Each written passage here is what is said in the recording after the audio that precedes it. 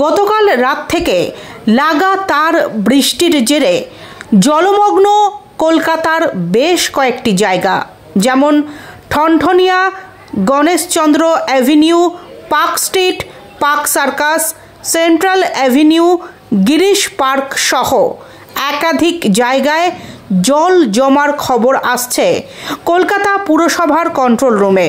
Phone আসলেই তারা জল জমা নিয়ে বিস্তারিত জেনে যারা অভিযোগ করছেন তাদের নাম নথিভুক্ত করে সংশ্লিষ্ট ব্যুরোর কাছে সেই তথ্য দিয়ে দিচ্ছেন।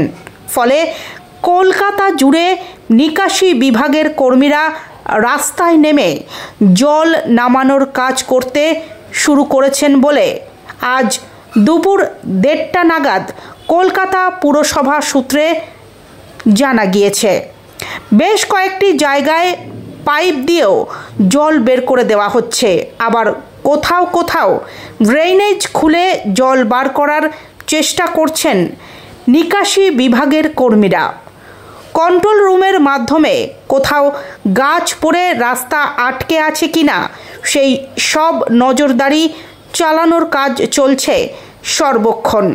এমনকি কোনো রকম অপ্রীতিকর ঘটনা ঘটলে সঙ্গে সঙ্গে সংশ্লিষ্ট বিভাগের আধিকারিকদের জানিয়ে দেওয়া হচ্ছে কলকাতা পুরসভার কন্ট্রোল রুম থেকে।